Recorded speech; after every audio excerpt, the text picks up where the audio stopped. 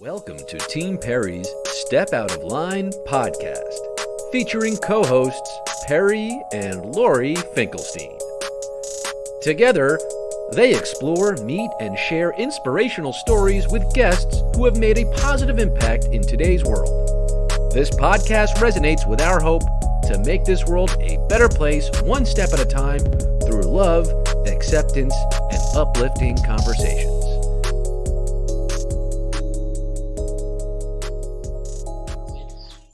Lawless, who is an entrepreneur of meeting people. He decided probably 2 years ago that he wanted to friend and meet and get to know 10,000 people, and he's doing that. I think we were number 3,000 something when he interviewed us at the beginning of quarantine. So we wanted to say hello to you and find out exactly what you do and how you do it. I started this project back in November of 2015. I had graduated from Penn State with a degree in finance, and I minored in accounting and entrepreneurship. And after school, I was following the traditional life path. I started doing consulting for this company, Deloitte, and I was in a program where I would do 2 years as an analyst, one as a consultant, and then they would pay for me to get my MBA full time. And then I would go back and work for them for 2 years and just build my career from there. But the entrepreneurship side of me always wanted to pursue my own path in life. And I was driven very much by getting to know new people because it was something that I had done very organically in my time at Penn State. I had a bunch of different friends because I was involved in everything from the Thon philanthropy effort to fraternity to Habitat for Humanity trips. I was a tour guide. I did homecoming stuff. So I just had my hand in a lot of different things. And from that made a lot of great friends who are still good friends to this day. So I wanted to be in a position where I was continuing to meet people without any type of agenda, and expanding my perspective through hearing their stories and then sharing that with my audience, whatever it was. So I started this project in November of 2015, and then I started an Instagram account in January of 2016. I had always planned to document it on Instagram, but once I met 8 people, I decided, okay, I'll put it on Instagram. And since then, I have taken it full time because 8 months after I started it, the company I worked for was bought out. At the time, I was working for a tech startup. They were bought out, so I was laid off. And at that point, I had met 109 people. So I decided to dive into this full time to see how far I could push it and to turn it into my career, because from a personal standpoint, I have really enjoyed getting to meet people, hearing their stories and seeing the ways that it impacts my life.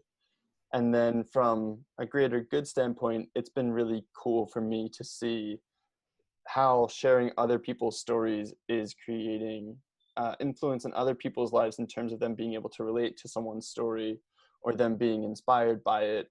And through the project, I've inspired a few other people to go on their meetings or their own journeys of meeting new people, everywhere from Germany to Canada to here in the States. So it started out as this personal project, which is now growing into something much bigger than the initial goal, which I'm happy to see. Be happy to know that you inspired us, because I know when we first started following you, and I think it started as Humans of Judaism, Humans of New York, we started really loving stories that we were reading, because I personally love learning, everything you need to know about a person, and in one paragraph, it's even better.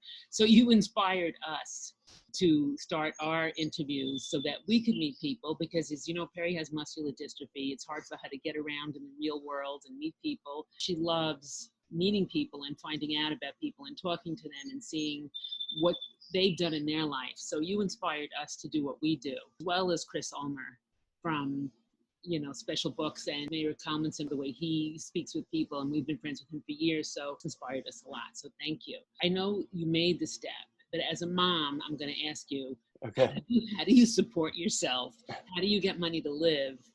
And who do you do it with? Do you do it with anybody? Do you have a team of people? I know your brother drove from, Pennsylvania to California with you. How do you do it?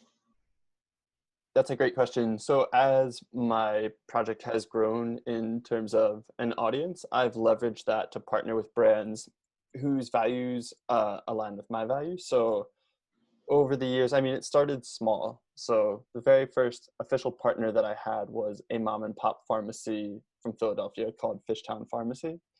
And he just gave me a few $100s to put at the end of each post. So I write a story of everyone that I meet along with their picture, and then I write how we meet or how we met. And then below that, I would put presented this month by Fishtown Pharmacy and tag his pharmacy so that people knew he was supporting my project. And then that spilled over into an urgent care center sponsoring me, a dentist office, a leadership program. So it was just this random mix of people, mainly who were part of the project, who wanted to see it push forward, who were partnering with it. And then as the project grew through media attention, I was able to leverage that to land a partnership with WeWork, the co-working space. And I was meeting people at their locations and showing off their spaces through my Instagram account to my audience. And that actually went up until the week before the quarantine started. So I had that, and now I don't have any partnerships right now. So it's kind of like a freelance lifestyle where you'll have periods of income, but you need to stretch that through the periods where you don't have income. About my project going forward, I'm launching a Patreon page. So I've had people in the past who've wanted to support the project, but I've never actually created an option for that. So now I'm going to be doing this Patreon page where I'll be writing weekly reflections, and I'll be sharing one full video of a conversation with someone who inspired me that week, a couple of extra things for people to see behind the scenes. And I also plan to get into speaking about the project at universities and corporations, and eventually maybe like communication consulting as well. I have to dive into that a little bit more, but maybe helping people from executive levels understand millennials or Gen Z, how to have those conversations. And eventually, long term, I would like to teach about the project. So me supporting myself will be some mix of all of those things, and probably will include things that I haven't even thought of yet. But a lot of me taking the step into this path has been going into it knowing that I won't have all of the answers right away. Uh, a lot of this journey for me has been enjoying the journey of meeting people and letting opportunities pop up naturally along the way. And now I think I'm going to introduce a little bit more of me trying to create these opportunities for myself through like reaching out to more brands or through having the Patreon page. So yeah, it's a mix, and we're figuring it out every day. You know, Perry is a marathoner, and at the age of 10, she decided she was going to do the Miami Marathon for High Lifeline to raise money for children like her, for the nonprofit.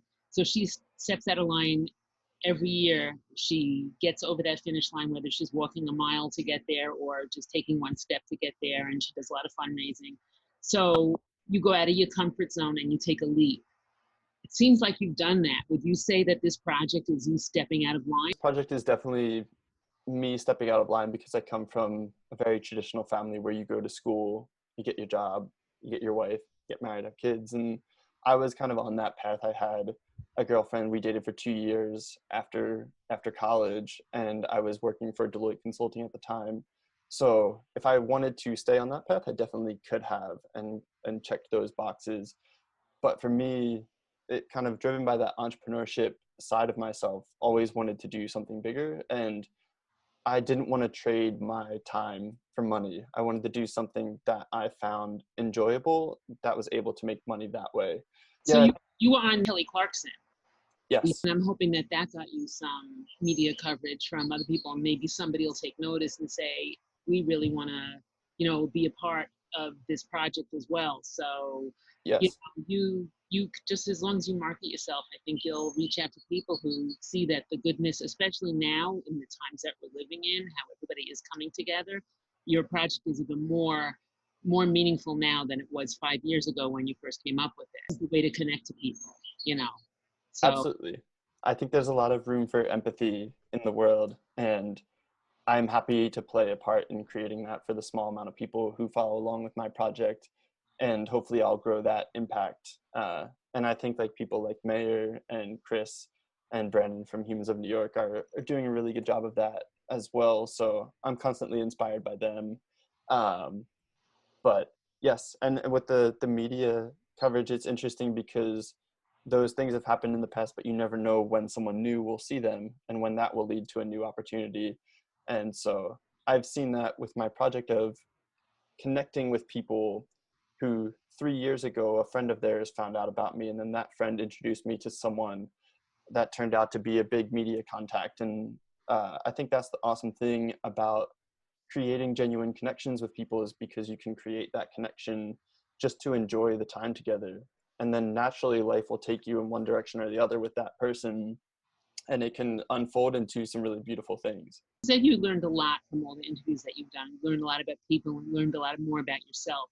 What would you say is the most significant thing that you've learned about yourself over the past couple of years?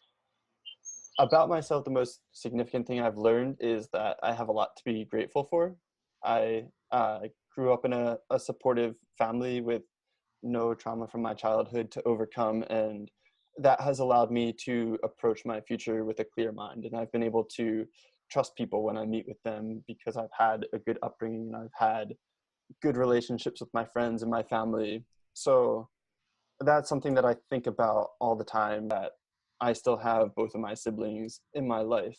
And I think when you're faced with those hardships through other people's stories, it makes you realize how good you have it. So I think a lot of creating wealth in people's lives is focusing more on gratitude than on things you don't have, because in the times where I had no money and was trying to stabilize myself financially, I really thought about the things that I did have, and that was my parents and my siblings and my good college friends and people who were willing to help me along the way with the project. So I never felt like I wasn't wealthy, which is a really cool thing coming from someone who at times could see like the numbers left in my bank account could be scary at times, but I never felt like I wasn't wealthy because of everything else that I had.